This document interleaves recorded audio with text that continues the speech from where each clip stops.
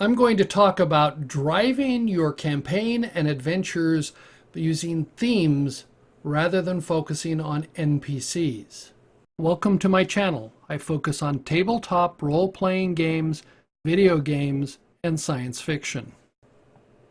Deathcat put a comment on my video, Doom Murder Hobos Kill Storylines, and he went into a lot of detail, and I appreciate the effort he took. We disagree over several things. And this is sort of a follow-up video. Do you run your campaign or your set of adventures based on particular NPCs, or do you run them based upon themes? What do I mean by that? Well, let's take a look at if your characters figure a way to get rid of some important NPC. What does that mean to your story? And there's an interesting comment about that by Benjamin Disraeli. Benjamin Disraeli said about the death of Abraham Lincoln, "Assassination has never changed the history of the world." Now that's a controversial statement. And people go, oh, but if we'd have killed so-and-so.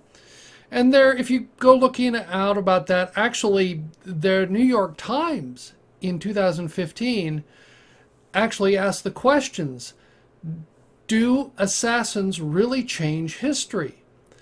And the consensus is they increase the risk, and they can cause wars.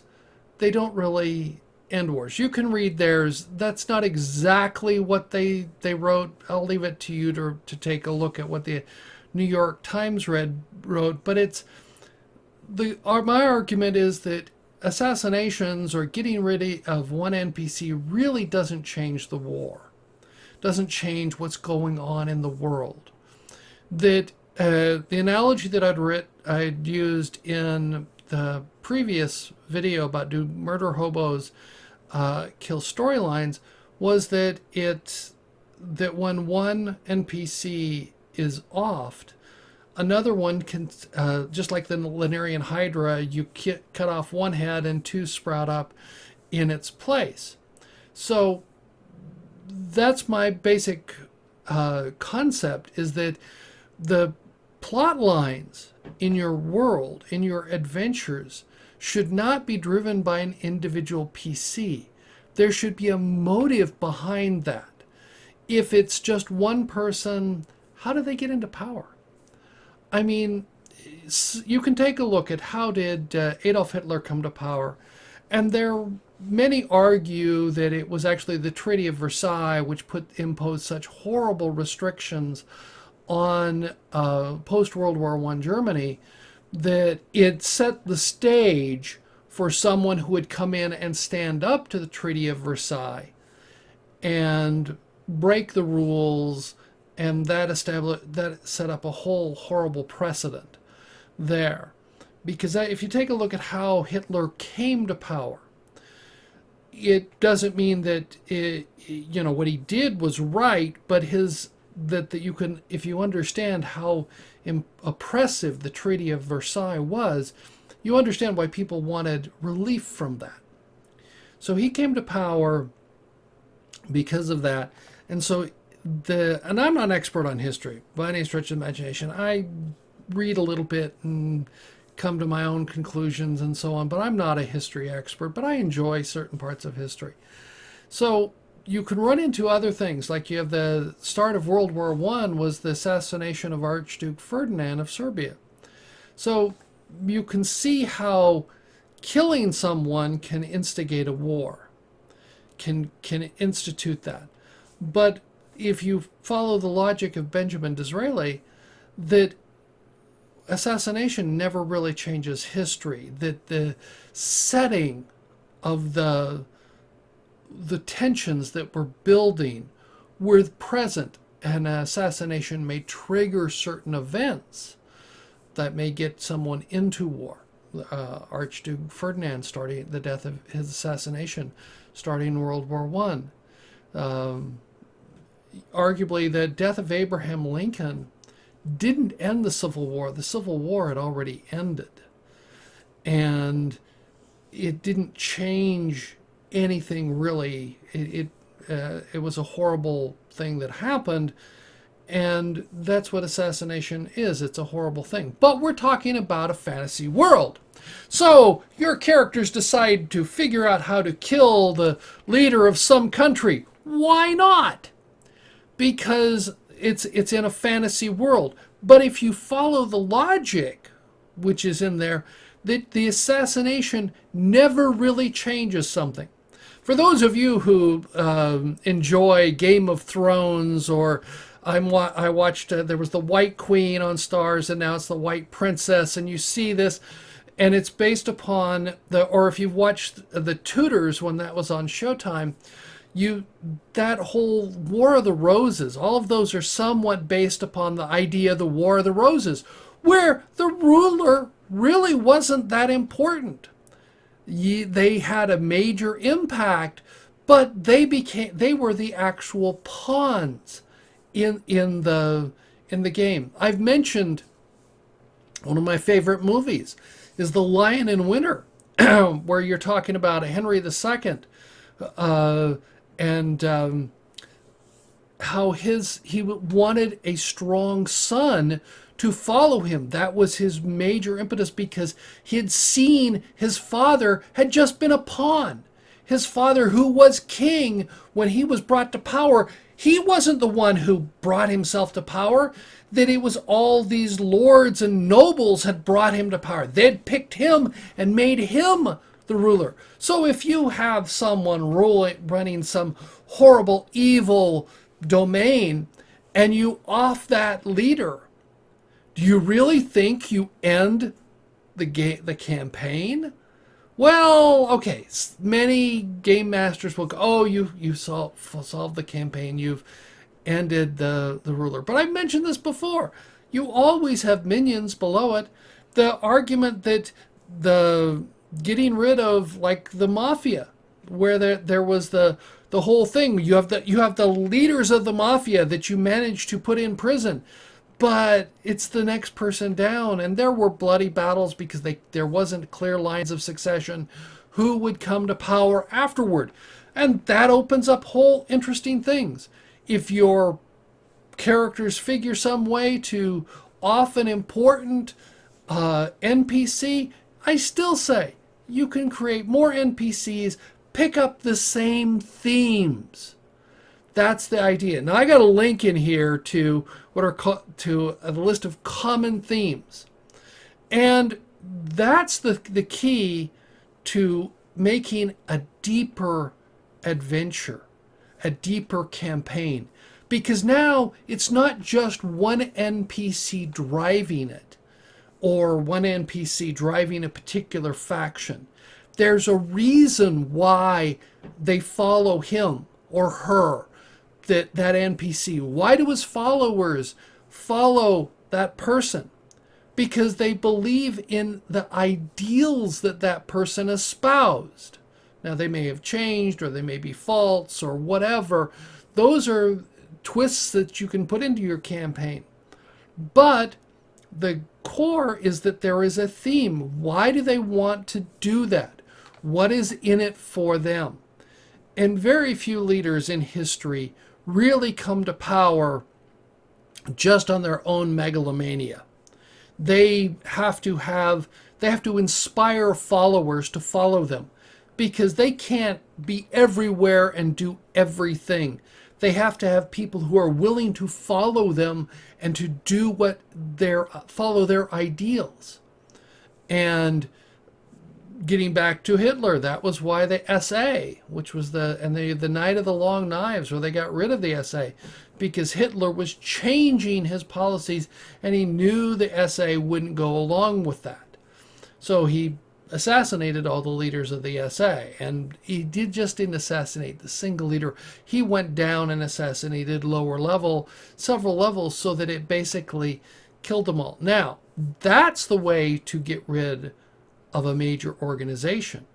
If they can figure out how to off not only the leader, but the second and third and fourth and fifth in command, and all their lieutenants and so on, Now you have just the rabble that has to figure out if they can reorganize. That's true, but that's really rare. You have to, do the equivalent of set off a nuke to kill a bunch of people. Now, if you're playing in some game where they've got nukes and they manage to sneak a nuke in and nuke an entire city, all right, they can end something. But if you do that, that gives a reason for other people to stand up and take their place. You take a look at Pearl Harbor. You take a look at the World Trade Center. People died. America rallied and went to war in both cases. Now you can argue pros and cons. We shouldn't have done this, but we were attacked, and the natural response is to come back as part of patriotism. So if the NPC that your players are figuring out how to kill is the leader of some country, well, you think about how that's going to rally the people. Even if the common man didn't like the ruler, they still would be upset at someone killing him or her, because they would go, that was our ruler, right or wrong, that was our ruler, that was the one that was ruling our country. It was wrong for someone to assassinate them. People tend to, around the world, view assassination of their leaders as a bad idea. They may not like them. Perhaps I'm wrong. There are, the people who are under like Pol Pot, where he was killing major and things like that. They look forward to their death, but again, I think that they would prefer to see the death at the hands of the people they're oppressing, not by some outside force. Let's be honest, your player characters are an outside force. They're a force to be reckoned with as they gain in power and they can influence your world. But the people who they're unless they were hired to go and kill them, there's that. And then you always have, even if they were hired, do you really trust your assassins that you've hired? That brings up whole interesting things. I mean, now these people had some way of offing someone very high in power, and you don't trust them to be around because they could do that. That was a problem with the Praetorian Guard in ancient Rome. Was the Praetorian Guard guarded the emperor, and they could decide whether he lived or died. And it supposedly, according to some accounts, the Praetorian Guard actually at one point in time held an auction for who would be the next emperor, because they sold it, because they're the ones who decided who was in power. So it's, when do you rob your paymasters and when do you kill your assassins? Or is an interesting question.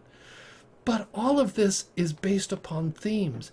If your ruler or your major NPC is doing something for a reason, and the reason is not personal, but it's a theme that they're trying to do, that other people are following them because they believe in the idea, then just getting rid of the leader has small impact on the campaign. It will change some timelines, it will cause some reactions, but it doesn't really affect the history of your world. Going back to Benjamin Disraeli, assassination has never changed the history of the world. I'd like to hear your comments. Like I said, this is sort of a response to Death Cat, because I was doing the comparison to George R.R. Martin. He kills his characters and he goes, oh, but it's not the same thing as in role-playing. And I go, yes, it is. If you infuse your characters with themes. Personally, I haven't spoken with George R.R. Martin, and I know I've read his books and enjoyed him. I disagree with him on politics and so on. But he writes a good story. And I've been reading George R.R. Martin since Tough Voyaging. By the way, if you want to find an interesting book, pick up Tough Voyaging. And that's by George R.R. Martin. He wrote the Game of Thrones and Clash of Kings, the whole Song of Fire and Ice. That was one of his earlier books. And for those of you who don't know, I've been following George R.R. Martin for a long time. he was one of the main writers on Beauty and the Beast, which I really wasn't that enamored of. I didn't watch. My late wife, she watched it a bit, but it wasn't really even hers type of story. But that was how he got involved in Hollywood, and that's probably why Game of Thrones got made into a movie. They were looking for various things, but he knew his way around Hollywood because he'd been involved with that. And he's writing the continuation of the Song of Fire and Ice, but he's offed characters. He's done this, and he kills off characters. And I'm also fairly sure that at some point in time he's played Dungeons and Dragons. There were some comments to that effect somewhere, if my memory is correct. But it's the idea that you have the themes. If you take a look at the Game of Thrones, characters who you think are major characters in there get offed. And I can't remember which one of the Honor Harrington books, and it was David Weber did something very interesting. It was one chapter in one book, and at the start of the chapter it describes the commander who was a broken man. He had failed, and he was now relegated to commanding just a destroyer, and he'd lost everything, and he was broken, and he was a bit of an alcoholic, but there was a little bit of brilliance left in him, and he's given a challenge. And I remember the scene because he's given this command, and they're going up against much larger force, a much more powerful set of ships, and he goes out there and they set the trap. And if my memory is correct, it's my memory on this is fuzzy, there are 3 cruisers, and he sets the trap, and he offs 2 of the cruisers, and his crew goes, "Hooray, we've done this."